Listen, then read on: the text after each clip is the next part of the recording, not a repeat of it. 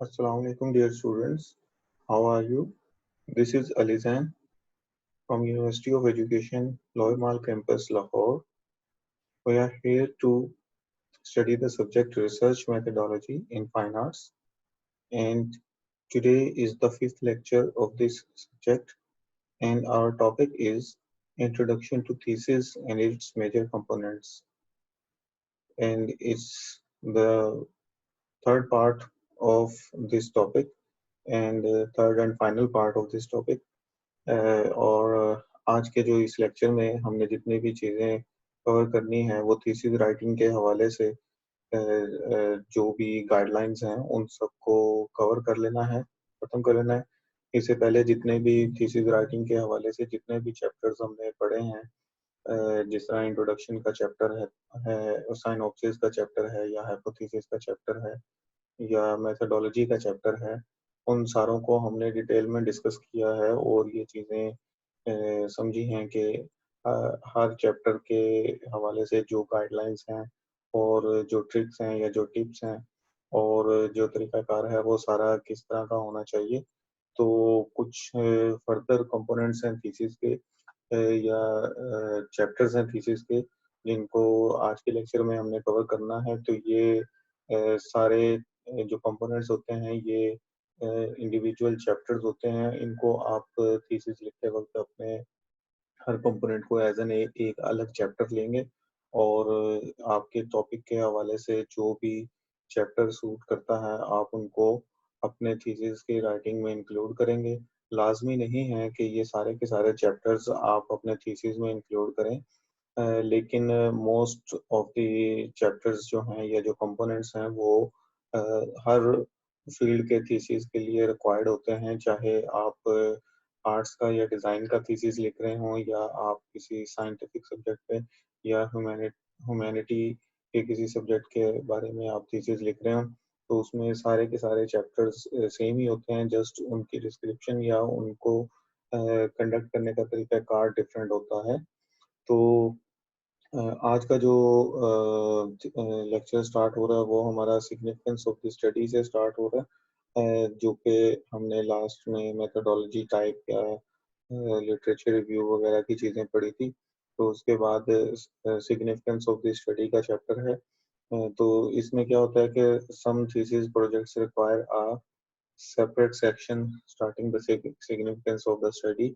Means ये लाज़मी नहीं है कि हर थीसिस के अंदर ये chapter significance of the study का इंक्लूड हो, लेकिन बाज़ थीसिस के अंदर जो है या आप अपने थीसिस एडवाइज़र से कंसल्ट कर सकते हैं कि आप इसका एक सेपरेट चैप्टर जो है या सेपरेट सेक्शन जो है वो अपने थीसिस में सिग्निफिकेंस ऑफ द स्टडी के हवाले से रखना चाह रहे हैं या नहीं रखना चाह रहे। तो उसमें इसी हवाले से बताया गया है कि बाज़ थीसिस या बाज़ प्रपोज़ल्स में आपने सिग्निफिकेंस ऑफ द स्टडी का चैप्टर रखना होता है। और ये क्या है कि a clear statement of the significance should means इसमें जो कुछ मेन चीज़ें हैं जो इसके अंदर सिग्निफिकेंस ऑफ द स्टडी के चैप्टर में होनी चाहिए वो क्या हैं कि anticipate your contribution in the methodological, substantive and theoretical knowledge of the field के इसके अंदर आप जो हैं वो एंटिसिपेट करते हैं या इसको थोड़ा-सा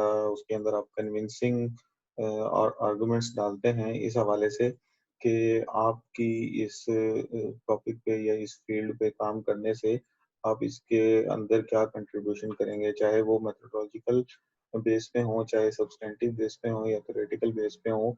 आप इन सारे टॉपिक्स के हवाले से या सारे चीज़ों के हवाले से इस फील्ड ऑफ स्टडी में क्या कंट्रीब्यूशन करेंगे? क्या आप उसके अंदर कोई नया मेथोडोलॉजी इंट्रोड्यूस करवाने जा रहे हैं या आप उसके अंदर कोई नई सब्सटेंटिव या थ्योरेटिकल इंफॉर्मेशन ऐड करने जा रहे हैं?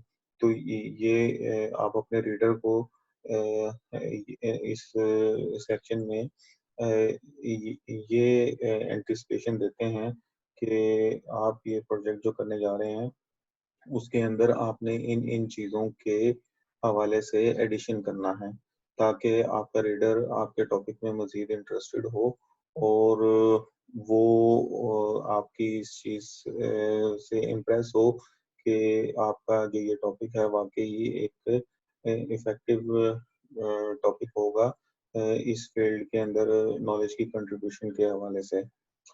नेक्स्ट होगा कि plainly state the following things, कि आप अपने सिग्निफिकेंस ऑफ स्टडी वाले सेक्शन में ये जो चीज़ें हैं इनको बिल्कुल सिंपल और सादा तरीके से या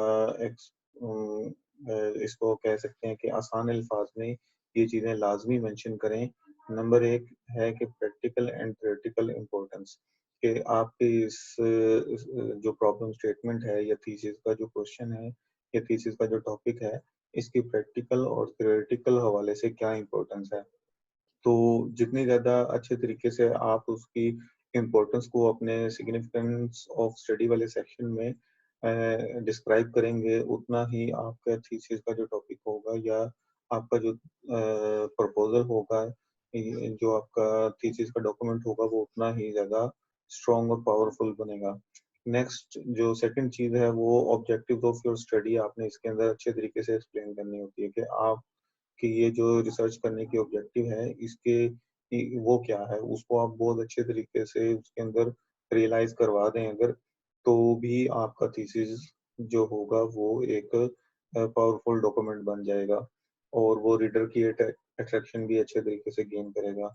और थर्ड चीज इसमें है कि lacking in current knowledge and practices, कि आप इसके अंदर अच्छे तरीके से ये एक्सप्लेन करते हैं कि जो करंट नॉलेज है या जो करंट प्रैक्टिसेस हैं इस फील्ड के हवाले से, उसके वो लैग कहाँ पे कर रही हैं, उसकी इंफॉर्मेशंस कहाँ कहाँ पे लैग करती हैं या उसके अंदर कहाँ कहाँ पे नॉलेज के गैप्स हैं और क्या मतलब एग्जिस्टिंग नॉलेज में या एग्जिस्टिंग प्रैक्टिसेस में क्या कमियां हैं। तो वो जितना अच्छे तरीके से आप वो उन कमियों को या उन लैकिंग्स को अच्छे तरीके से डिस्क्राइब कर देंगे, तो उससे भी आपके थीसिस के जो टॉपिक होगा उसकी इम्पोर्टेंस बढ़ेगी। ठीक है। नेक्स्ट जो चीज़ है कि एक्सप्लेन द यूजफुलनेस और benefits of the study two, कि आपका अपना जो इसका मकसद जो होता है वो आपके स्टडी की या आपके इस रिसर्च टॉपिक पे काम करने के जो बेनिफिट्स हैं या यूजफुलनेस हैं, वो आपने अच्छे तरीके से एक्सप्लेन करने होते हैं और वो किस मकसद के लिए एक्सप्लेन करने होते हैं कि वो आप फंडिंग एजेंसीज को अच्छे तरीके से एक्सप्लेन करें, ताकि हो सकता है कि वो आपकी थीसिस का जो रिसर्च वर्क है या थीसिस के ऊपर जितनी भी कॉस्ट आएगी, उसके प्रैक्टिकल काम के ऊपर जितनी भी कॉस्ट आएगी, वो एजेंसी आपको फंडिंग कर सके। तो अगर तो आपके आइडिया में जान है, आपके थीसिस में जो है वो एक पावर है, तो डिफरेंट एजेंसीज आपके या डिफरेंट कंपनीज आपके थीसिस को स्पॉन्सर भी कर सकती हैं। तो अक्सर स्टूडेंट्स को या पीएचडी के जो स्कॉलर्स होते हैं या मास्टर्स के जो रिसर्चर्स होते हैं, उनको डिफरेंट कंपनीज फंडिंग भी देती हैं। इवन के बैचलर्स के अक्सर स्टूडेंट्स को अपने थीसिस के हवाले से फंडिंग्स मिलती हैं। कि मेरे सामने की कई एग्जांपल्स हैं जिसमें अक्सर स्टूडेंट्स ने डिफरेंट कंपनीज से स्पॉन्सर्स लिए हैं और अपने उनको थीसिस को कंडक्ट करने पे या अपना पूरा फाइनल प्रोजेक्ट तैयार करने पे उनका 1 रुपया का भी खर्चा नहीं आया। जिस तरह से एक हमारी क्लास फेलो थी, उसने कलमकार एक बहुत बड़ा फर्नीचर ब्रांड है, उसके लिए उन्होंने उस फर्नीचर के कुछ आर्टिकल्स उनके खास थीम के ऊपर रहते हुए डिजाइन किए थे और उस उनके उस थीम को उसने एक मॉडर्न तरीके से टच दिया था, जिसका ये फायदा हुआ कि वो आर्टिकल्स ना सिर्फ उस फर्नीचर ब्रांड ने, कलमकार ने अपने आर्टिकल कलेक्शंस में ऐड किए, बल्कि उस स्टूडेंट का तमाम जो प्रोजेक्ट था उसको फंड भी किया। तो इस तरह से आपका इस तरह के टॉपिक के ऊपर काम करें और उसके सिग्निफिकेंस को इस तरीके से अगले बंदे को जो है वो शो करवाएं कि वो आपको फंडिंग भी कर सके। नेक्स्ट जो होता है वो रिसर्च कम्युनिटी को आपने ये एक्सप्लेन करना होता है, ताकि जितने भी रिसर्चर्स हैं वो आपके काम से इम्प्रेस हों और आपके अगेंस्ट आर्गुमेंट ना करें, बल्कि आपकी सपोर्ट में आर्गुमेंट करें और आपको सपोर्ट करें कि आप इस टॉपिक के ऊपर काम करें।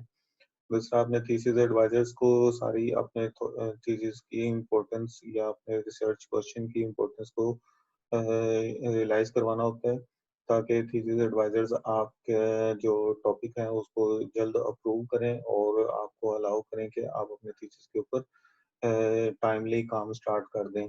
क्योंकि जितना ज़्यादा आप बुरे आइडियाज़ लेके जाएंगे या अपने थीसिस एडवाइजर्स को कन्विंस नहीं कर पाएंगे तो वो आपके थीसिस आइडिया को कभी भी अप्रूव नहीं करेंगे और आपकी टाइमलाइन कम पड़ती जाएगी, जिसकी वजह से आपके पास टाइम कम होगा और आप अपने थीसिस को अच्छे तरीके से टाइम की कमी होने की वजह से पूरा कंप्लीट नहीं कर पाएंगे।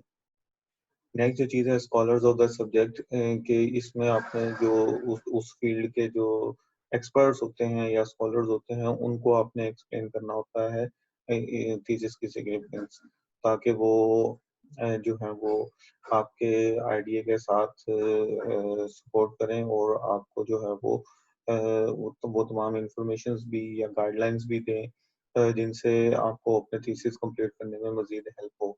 दूसरा आपने अपने टीचर्स को भी कन्विंस करना होता है क्योंकि मोस्ट ऑफ द टीचर्स जो होते हैं वो आपके थीसिस एडवाइजरी कमेटी में बेशक ना हो लेकिन वो ज्यूरी में बैठ सकते हैं और ज्यूरी में ना सिर्फ ज्यूरर्स जो हैं वो मार्किंग करते हैं बल्कि ऐसे टीचर्स सब सारे टीचर्स बैठे होते हैं जिनके पास मार्किंग की राइट्स नहीं भी हैं लेकिन वो फिर भी ज्यूरी में बैठ के आपसे क्वेश्चनिंग कर सकते हैं।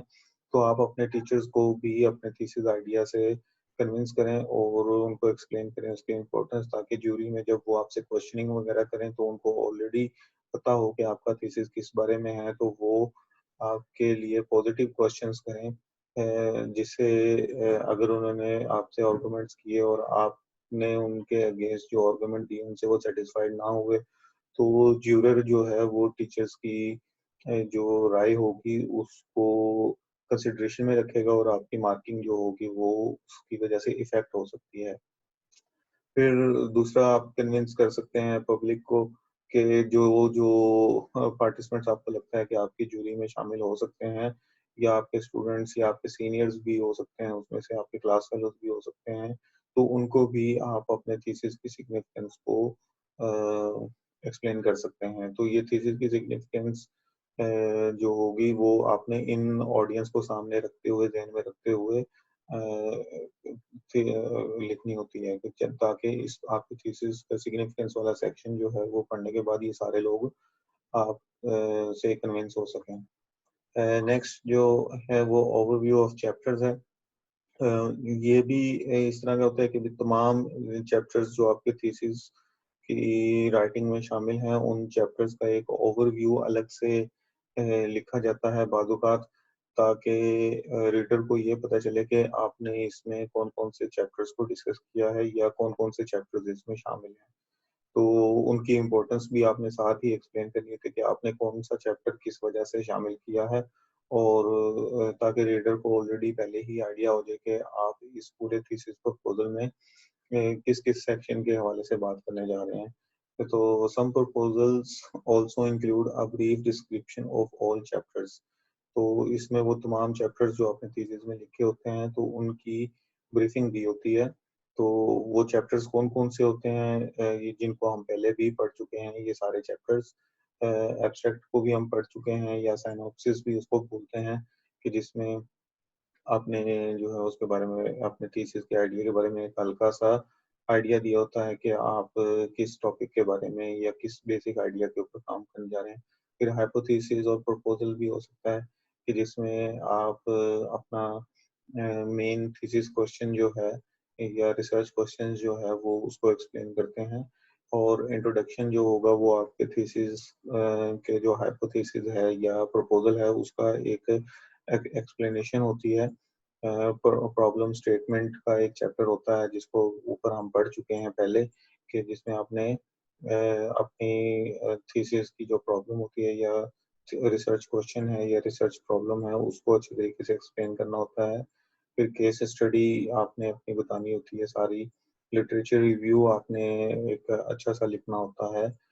मेथोडोलॉजी आपने जो है वो यूज़ की है, वो सारा मेथोडोलॉजी के सेक्शन में आपने वो तमाम मेथड्स और स्टेप्स या एक्सपेरिमेंट्स वगैरह यूज़ कर चुकी हैं, वो सारे एक्सप्लेन करने होते हैं और कंक्लूजन्स का भी एक चैप्टर हो सकता है। इसके अलावा और भी कुछ चैप्टर हो सकते हैं जो आपका थीसिस एडवाइज़र आपको गाइड कर सकता है अपने थीसिस राइटिंग के हवाले से।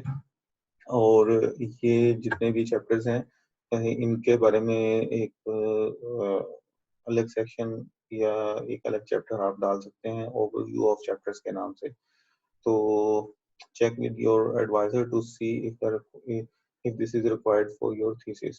तो इसमें आपने यही देखना होता है कि अगर ये आपके थीसिस के हवाले से रिक्वायर्ड है तो तब आप इसको डालेंगे, अदरवाइज इसको डालने की ज़रूरत नहीं है। नेक्स्ट है आपके पास वर्क प्लान और टाइमलाइन। ये बहुत ज़्यादा ज़रूरी चीज़ है आपके थीसिस के हवाले से।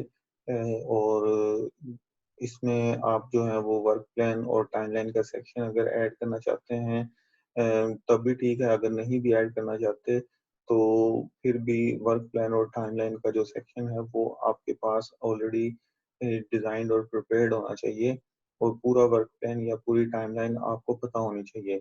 बेशक आप इसको थीसिस में शामिल करें, थीसिस राइटिंग में, या ना शामिल करें, लेकिन ये आपको क्लियर ज़रूर होना चाहिए कि आपके पूरे थीसिस का वर्क प्लान क्या होगा। तो many thesis projects also include a schedule with anticipated completion dates or for specific parts of the dissertation। मतलब आपके थीसिस के हवाले से या आपके थीसिस के जो स्पेसिफिक पार्ट्स होंगे जैसे उसके ऊपर कोई रिसर्च हो रही है तो उसमें मेथोडोलॉजी क्या होगी, या उसमें एक्सपेरिमेंट्स कौन से किए जाएंगे, या उसमें अगर सर्वे किया जा रहा है तो वो किस तरह से किए जाएंगे। तो ये आपके थीसिस के कुछ मेजर पार्ट्स हो सकते हैं जो उसके अंदर इंक्लूड होंगे। तो इनके ऊपर टाइम कितना लगेगा और ये किस किस टाइम में या किन किन डेट्स में आप इनको अचीव कर लेंगे और कितने टाइम में आप ये सारा काम कंप्लीट कर सकते हैं, तो वो ज़रूर इसके अंदर शामिल होना चाहिए। उसका एक प्रॉपर शेड्यूल, एक प्रॉपर पूरी टाइमलाइन आपके पास रेडी होनी चाहिए। नेक्स्ट है कि this timeline helps your committee determine if your project is realistic and can meet deadlines for available methods and institutional requirements। इसमें ये है कि आपका जो ये टाइमलाइन वाला सेक्शन है उसको अगर आप अपने थीसिस राइटिंग में शामिल करते हैं तो उसका फ़ायदा ये होगा कि आपकी जो थीसिस कमेटी है या आपके जो थीसिस एडवाइजर्स हैं उनको आइडिया हो जाएगा कि आप ये काम इस इतने टाइम फ्रेम में कंप्लीट कर सकते हैं या नहीं कर सकते। क्योंकि 6 मंथ्स का मोस्टली एक थीसिस का जो है वो टाइमलाइन होती है। मोस्टली यूनिवर्सिटीज 4 मंथ्स होते हैं कि जिसमें आपने थीसिस कंप्लीट करना होता है और लास्ट मंथ जो होगा, 5th मंथ हो या 6th मंथ हो, उसमें आपने थीसिस को प्रेजेंट करना होता है, डिस्प्ले करना होता है। तो इस सारे काम के लिए अच्छी खासी एक वर्किंग भी रिक्वायर्ड है और टाइम भी रिक्वायर्ड है। तो आपके थीसिस एडवाइजर इस चीज़ से समझ जाते हैं कि आप इतने टाइम फ्रेम में ये काम कंप्लीट कर सकते हैं या नहीं कर सकते। अगर आप वो काम नहीं कर सकते होंगे तो वो आपको उधर ही मना कर देंगे और आपको किसी और टॉपिक पे या किसी और आइडिया पे काम करने के लिए अलाउ कर देंगे। तो इसमें इसलिए पूरा वर्क फ्लो या पूरी टाइमलाइन इसलिए बनाना ज़रूरी होती है। तो इसमें आपने अपनी इंस्टीट्यूशनल रिक्वायरमेंट्स को भी देखना होता है कि यूनिवर्सिटी की रिक्वायरमेंट्स क्या हैं, कि कितना टाइम वो आपको दे रहे हैं थीसिस कंप्लीट करने के लिए, कितना टाइम वो आपको देंगे डिस्प्ले करने के लिए, तो उनकी डेडलाइंस क्या है। वो सारी यूनिवर्सिटी की चीज़ें आपने देख के उसके हवाले से अपने टॉपिक को का पूरा वर्क फ्लो तैयार करना होता है। ठीक है?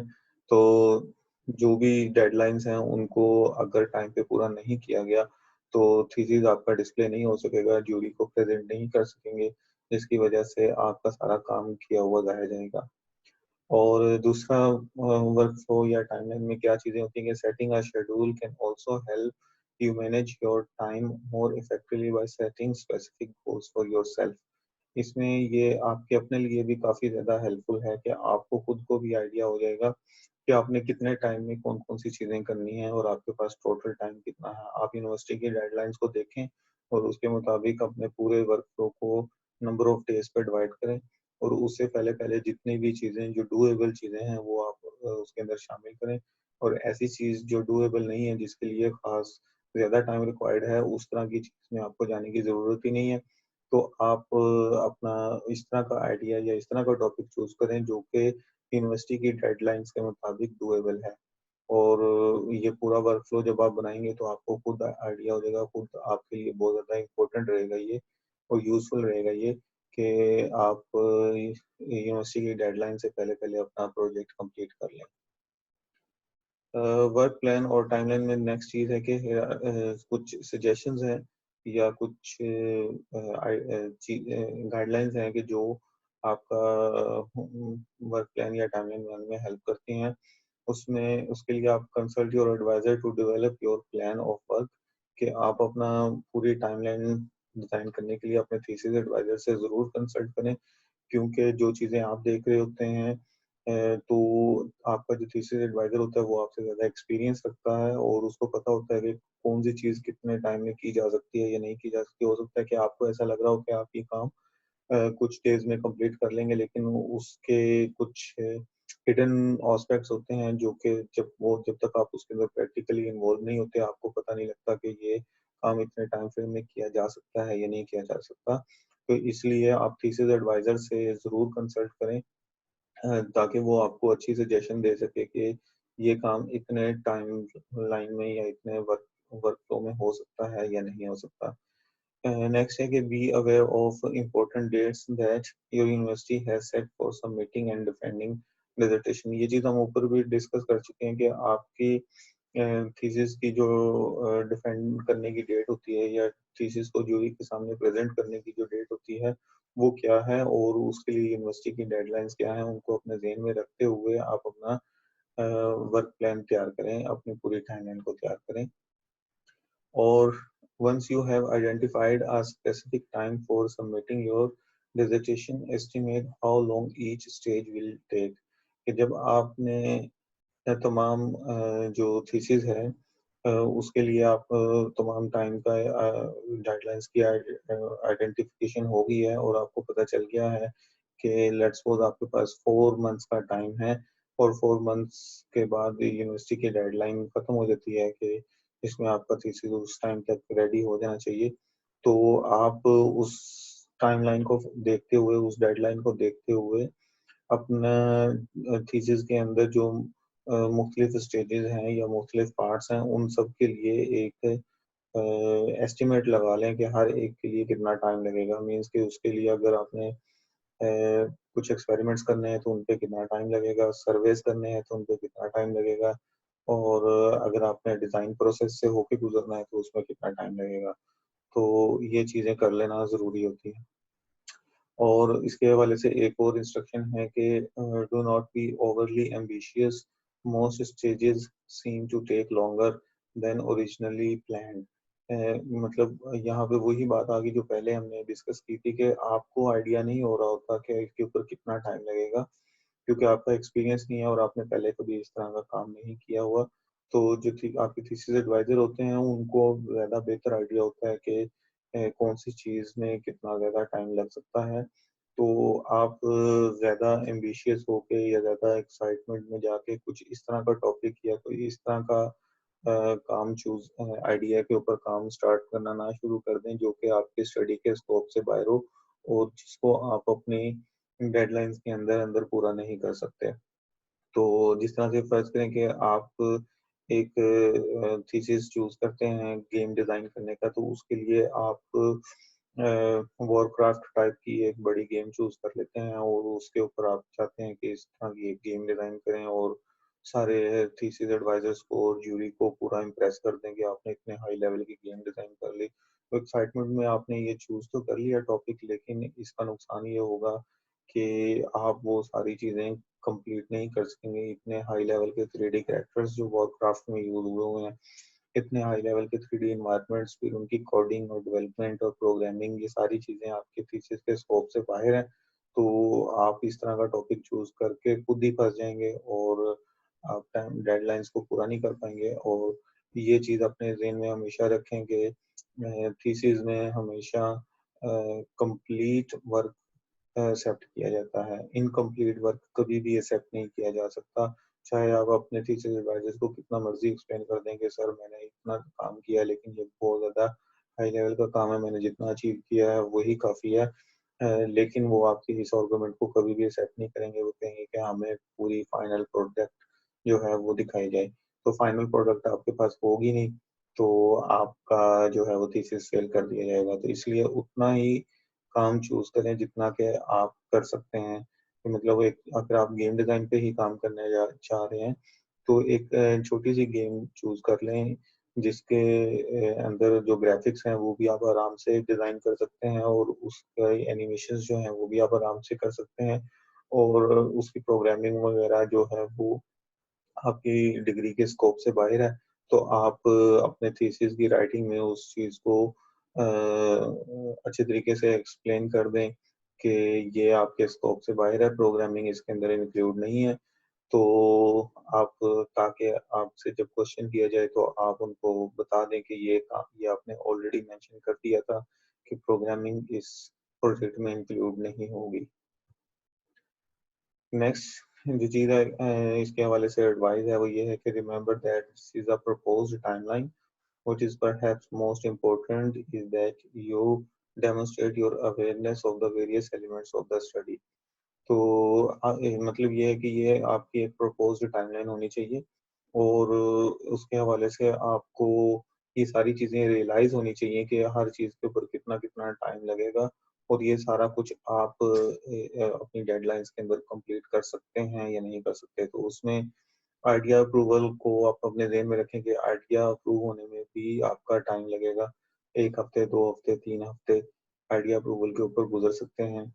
ट्रैवल टाइम अगर आपके थीसिस में कोई ट्रैवलिंग वगैरह रिक्वायर्ड है या लाइक आप किसी डॉक्यूमेंट्री पे काम कर रहे हैं या आप किसी फ़िल्म पे थीसिस करने जा रहे हैं या कोई शॉर्ट मूवी पे आप थीसिस करने जा रहे हैं, तो उसके लिए आपको क्रू भी चाहिए होगा, ट्रैवलिंग भी चाहिए होगी, तो उसका भी आप अपने ज़हन में रखें।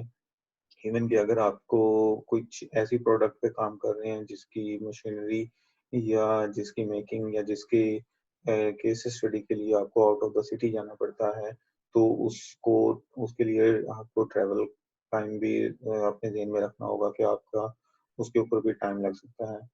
फिर किसी ख़ास चीज़ की आप डिज़ाइनिंग कर रहे हैं, कोई मॉडल डिज़ाइन करना है आपने थीसिस में आपने कोई गेम डिज़ाइन करनी है या कोई एनिमेशन डिज़ाइन करनी है, तो उसका डिज़ाइन प्रोसेस जो होगा वो भी बहुत ज़्यादा टाइम टेकिंग हो सकता है। फिर उसकी टेस्टिंग भी हो सकती है, टेस्टिंग के ऊपर भी कुछ चीज़ें रिजेक्ट हो सकती हैं, तो टेस्टिंग जब तक आपकी कंप्लीट नहीं होती उसके ऊपर भी आपको ज़हन में रखना चाहिए कि काफ़ी टाइम लग सकता है। फिर एक्सपेरिमेंट्स भी हो सकते हैं कि लेट्स सपोज़ लैब एक्सपेरिमेंट ही आ जाते हैं, तो वो आपके थीसिस के टॉपिक के हवाले से इम्पोर्टेंट हैं, तो उनके बगैर आप अपना थीसिस नहीं कंप्लीट कर सकते, तो एक्सपेरिमेंट्स भी टाइम टेकिंग हो सकते हैं। और मेकिंग अरेंजमेंट्स फॉर डिस्प्ले जब आपने सारी चीज़ें रेडी कर ली हैं, तो जूरी को प्रेज़ेंट करने के लिए आपने एक अच्छा और अट्रैक्टिव किस्म का डिस्प्ले ज़रूर बनाना होता है, तो डिस्प्ले के हवाले से भी एक्सपेंसेस भी आ सकते हैं और टाइम भी लग सकता है। और परचेजिंग ऑफ इक्विपमेंट्स एटसेट्रा अगर उसके आपके टॉपिक के हवाले से या आपके थीसिस के हवाले से कोई ख़ास किस्म का इक्विपमेंट रिक्वायर्ड होते हैं, तो वो भी आपको परचेज़ करने पड़ते हैं। तो उनकी परचेजिंग में या मार्केट में उनकी अवेलेबिलिटी में या अगर वो आपको किसी आउट ऑफ द कंट्री से शिपमेंट मंगवानी पड़ती है, तो उसके ऊपर भी टाइम लग सकता है। तो ये सारी चीज़ें आपने अपने ज़हन में रखनी है अपने थीसिस को लिखने लिखने के हवाले से। फिर बिब्लियोग्राफिक रेफरेंस एंड अपेंडिसेस का भी एक चैप्टर होता है, तो इस चैप्टर के अंदर आप अपने तमाम रेफरेंसेस और अपेंडिसेस जो हैं वो मेंशन करते हैं और ये किसी भी थीसिस के हवाले से बहुत ज़्यादा इम्पोर्टेंट पार्ट होता है। इसमें यहाँ पे है कि your proposal should include a working bibliography of key texts that inform your study and methodology। तो उसमें आप जो है वो अपने बिब्लियोग्राफी के कुछ टेक्स्ट वगैरह के हवाले से जो रेफरेंस हैं जो वो आपने मेथोडोलॉजी में यूज़ किए हों या आपकी स्टडी के हवाले से जो कन्विंसिंग हो वो उसके अंदर ज़रूर शामिल करें। You will have to include all sources cited in your proposal, and you may also have to include references that will be cited in the dissertation itself। आपके थीसिस के हवाले से जो जो आपने कहीं और से कोटेशंस को कुछ कोट किया है या किसी और रिसर्चर का काम को मेंशन किया है या कहीं पे किसी और बुक के हवाले से कोई आपने रेफरेंस दिया है, तो उनके तमाम रेफरेंसेस आप अपने इस चैप्टर में लाज़मी एक्सप्लेन करें, सॉरी मेंशन करें और आपके थीसिस के हवाले से कुछ इम्पोर्टेंट टॉपिक्स हो सकते हैं जिनका रेफरेंस देना बहुत इम्पोर्टेंट हो सकता है, तो वो भी इस रेफरेंस वाले चैप्टर में हो सकता है। और your appendices may include experiment diagrams, permissions for human subjects, testing, etc. तो appendices में ये सारी चीज़ें शामिल होती हैं कि रेफरेंस के अलावा अगर आपके एक्सपेरिमेंट डायग्राम हैं या किसी खास गवर्नमेंट बॉडी से या किसी से आपने उसमें कोई परमिशन लेटर वगैरह लिया था तो वो मेंशन करना ज़रूरी है, या किसी खास चीज़ के ऊपर आपने टेस्टिंग करनी थी उसके हवाले से कुछ रिजल्ट्स मेंशन करना ज़रूरी हैं, तो वो अपेंडिसेस वाले चैप्टर में आप मेंशन करेंगे। Both bibliographies and required appendices tend to be discipline specific. Make sure you know what the requirements are for end matter in your discipline. तो ये आपने अपने टॉपिक के हवाले से या अपने सब्जेक्ट के हवाले से जो रिक्वायरमेंट्स हैं इनकी तमाम बिब्लियोग्राफिक रेफरेंसेस और अपेंडिसेस आपने ज़रूर मेंशन करने हैं। और अब ये कुछ चीज़ें हैं जो कि कुछ एक्स्ट्रा इंफॉर्मेशन है थीसिस राइटिंग के हवाले से कुछ गाइडलाइंस को नज़र में रखते हुए कि सारा थीसिस आपका इन नट्स एंड बोल्ट्स किस तरह से हो सकता है। तो उसमें एक चीज़ होती है लेंथ कि आपके थीसिस प्रपोजल की या जो थीसिस का आपका पूरा फाइनल डॉक्यूमेंट तैयार हुआ है, थीसिस की रिपोर्ट भी उसको हम कह सकते हैं, उसकी लेंथ कितनी होनी चाहिए। Most dissertation proposals are regularly of 20 pages. आपको ये सारी पब्लिकेशन 20 पेजेस पे भी कंसिस्ट कर सकती है अगर आपका टॉपिक इस तरह का है तो।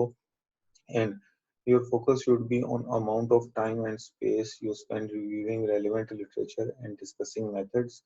Or some advisors may require a more in-depth proposal from 30 to 50 pages in length. Means अगर आपका टॉपिक इस तरह का है तो आपका थीसिस एडवाइजर आपको 30 या 50 पेजेस का प्रपोजल लिखने का भी कह सकता है।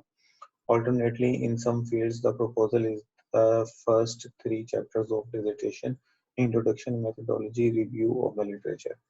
मतलब खास कुछ प्रपोजल्स होते हैं या कुछ थीसिस डॉक्यूमेंट्स होते हैं उसके अंदर जो है वो आपको पूरा थीसिस इन 3 चैप्टर्स पे ही कंसिस्ट कर सकता है, जिसमें सिर्फ इंट्रोडक्शन है या मेथोडोलॉजी है या लिटरेचर रिव्यू है। तो लेकिन बाकी सारे चैप्टर्स भी इम्पोर्टेंट हैं, उनको भी मेंशन करना ज़रूरी होता है अगर वो रिक्वायर्ड हैं तो। अगर नहीं रिक्वायर्ड तो सिर्फ इंट्रोडक्शन या मेथोडोलॉजी और लिटरेचर रिव्यू पे रहते हुए भी आप अपना थीसिस डॉक्यूमेंट कंप्लीट कर सकते हैं। और चीज़ें हैं स्टाइल एंड कंसिडरेशन के हवाले से कि उसके स्टाइल या कंसिडरेशन क्या होनी चाहिए। उसमें सबसे पहले बात हो रही है टोन की। Tone refers to the writer's attitude toward his or her writing, usually expressed most clearly in vocabulary choices and hedging consideration. कि आप इसमें अपनी vocabulary वगैरह को अच्छे तरीके से इस तरह से चूज करें कि आपकी जो थीसिस की टोन है वो खास तौर पे मेंटेन रहे, और उसके हवाले से कुछ चीज़ें हैं जो कि आपकी थीसिस की टोन में क्या होनी चाहिए कि try to strike a consistently confident tone, कि आपने ये कंसिस्टेंट और कॉन्फिडेंट टोन अपने थीसिस में बरकरार रखनी है अपनी राइटिंग स्टाइल और वोकेबलरी की मदद से। अवॉइड एन एपोलोजेटिक और एरोगेंट टोन, मतलब आपने बहुत ज़्यादा उसके अंदर एपोलोजेटिक भी नहीं होना, मीन्स कि आप उसके अंदर डिफरेंट चीज़ों के ऊपर ऐसे फील हो रहा है कि जैसे आप बार बार अपोलोजाइज कर रहे हैं, और आपने बहुत ज़्यादा उसके अंदर एरोगेंट भी नहीं होना, मीन्स के बस कंसिस्टेंट एंड कॉन्फिडेंट टोन को बरकरार रखना है। नेक्स्ट जो स्टाइल एंड कंसिडरेशन में चीज़ आती है वो आपकी राइटिंग के कोहेरेंस होती है। Coherence reflects the extent to which sentences and paragraphs flow together, कि आपका राइटिंग स्टाइल में फ्लो किस तरह का है। अगर आपके राइटिंग में जो भी चैप्टर्स आपने लिखे हैं उन चैप्टर्स में एक दूसरे के साथ कनेक्टिविटी है, उनके सेंटेंसेस में एक लॉजिकल रीजनिंग है, तो वो आपका राइटिंग डॉक्यूमेंट कोहेरेंस होगा, उसमें कोहेरेंट पाया जाएगा, तो वो बहुत ज़रूरी है। It allows your reader to follow your writing. Often when readers say something logically fits, they mean that it's coherent. तो आपका पूरा राइटिंग स्टाइल या पूरा जो थीसिस प्रपोजल है वो लॉजिकली फिट होना चाहिए। Some best practices for coherent writing are, कुछ मतलब ये प्रैक्टिसेस हैं जो कि राइटिंग स्टाइल को कोहेरेंट करते हैं या एक फ्लो में लिखा गया, एक लॉजिकल रीजनिंग के साथ लिखा गया जो थीसिस होता है उसके लिए कुछ ये रिक्वायरमेंट्स हैं।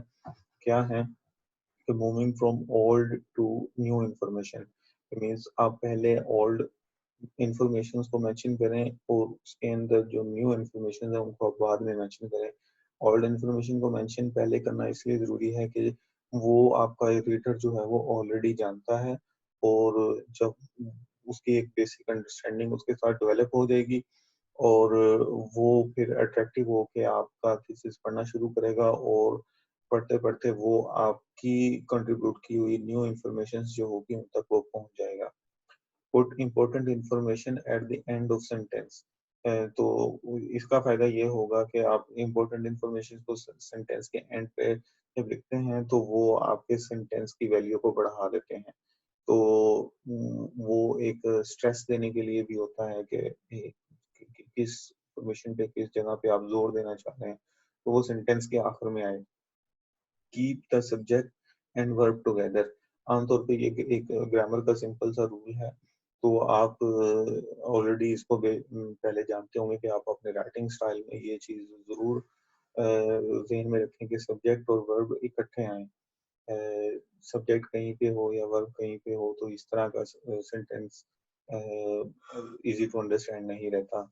Start sentences with short and easy phrases.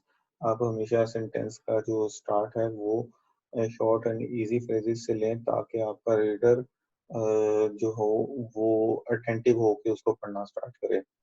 Using stock traditional phrases like however, therefore, in addition, on the other hand, इस तरह की phrases को ज़्यादा यूज़ करें ताकि जो है वो रीडर को ये फील हो कि आप किसी खास चीज़ के ऊपर उसकी तवज्जो दिलाना चाह रहे हैं। Using pronouns to refer back to previously introduced information। जिस तरह से आप प्रोनाउंस को यूज़ करें लाइक आप किसी खास शहर के बारे में बात कर रहे थे like you are talking about Lahore city. तो एक दफ़ा आपने लाहौर शहर का नाम मेंशन कर दिया तो आगे के सेंटेंसेस में आप उसके लिए प्रोनाउन भी यूज़ कर सकते हैं कि the city was developed in फलां फलां ईयर जो भी है। तो हर जगह पे बार-बार लाहौर मेंशन करना ज़रूरी नहीं है, उसकी जगह आप प्रोनाउंस भी यूज़ कर सकते हैं या किसी खास बंदे का नाम एक जगह पे यूज़ हो रहा है तो बार-बार उस बंदे का नाम मेंशन करना भी ज़रूरी नहीं है, आप उसके लिए ही या शी के प्रोनाउंस भी यूज़ कर सकते हैं। तो ये तो ग्रामर के सिंपल से रूल हैं जो कि आपको ऑलरेडी पता होंगे लेकिन फिर भी थीसिस राइटिंग के हवाले से इनको एक दफ़ा कंसिडरेशन में रखना ज़रूरी है। और थर्ड क्या चीज़ है कि एक्टिव और पैसिव वॉइस का इस्तेमाल किया जाए। Voice refers to your presence as a grammatical subject in your sentences. Be conscious of the difference between active and passive voice।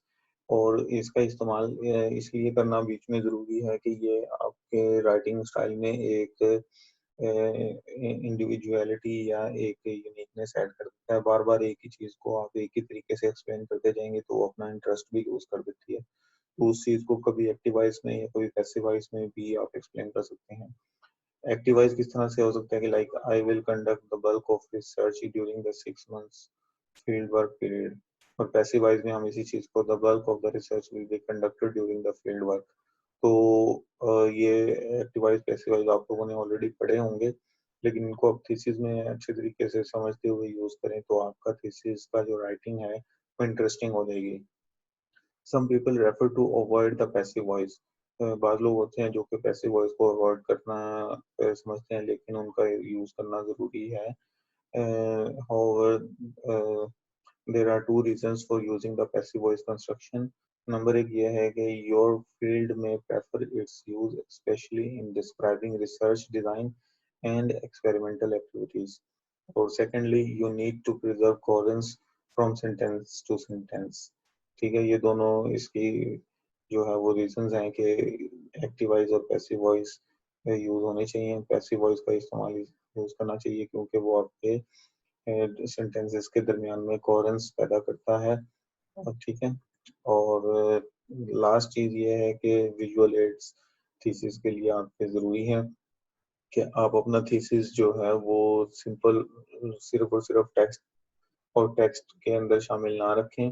उसके लिए आप पिक्चर्स का भी इस्तेमाल करें, डिफरेंट ग्राफिक्स का भी इस्तेमाल करें। और डिफरेंट चार्ट्स उसमें यूज़ करें, ग्राफ्स का यूज़ इस्तेमाल करें, डायग्राम्स वगैरह, इलस्ट्रेशंस वगैरह। ये आपके थीसिस के डॉक्यूमेंट को इंटरेस्टिंग बनाएंगे। और बिल्कुल इतना भी ज़्यादा इस इन चीज़ों का इस्तेमाल नहीं करना कि आपका थीसिस एक मैगज़ीन कॉपी ही लगने लग जाए। उसको एक स्कॉलरली डॉक्यूमेंट लगना चाहिए। लेकिन उसके अंदर इंटरेस्ट पैदा करने के लिए आप चार्ट्स, ग्राफ्स, डायग्राम्स, पिक्चर्स और इलस्ट्रेशंस यूज़ कर सकते हैं। लाइक आप अपने सर्वे के रिजल्ट्स को डिफरेंट ग्राफिकल चार्ट्स की मदद से या ये ग्राफ्स की मदद से आप यूज़ शो करवा सकते हैं, ठीक है? तो ये थीसिस राइटिंग के हवाले से जितनी भी गाइडलाइंस थी और जितने भी थीसिस राइटिंग में चैप्टर्स इंक्लूड होते हैं, उनको हमने वन बाय वन सबको डिस्कस कर लिया है।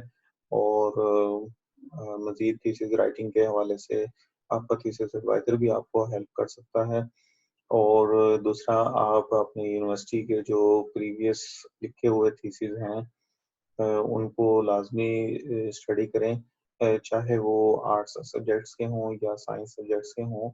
यूनिवर्सिटी का थीसिस लिखने का क्राइटेरिया सबके लिए सेम है, तो आप उनको भी लाज़मी डिस्कस करें। तो अभी तक के लिए इतना ही काफ़ी है। इंशाल्लाह नेक्स्ट लेक्चर में मिलते हैं, तब तक के लिए आप अपना ख्याल रखिए। बहुत शुक्रिया, अल्लाह हाफ़िज़।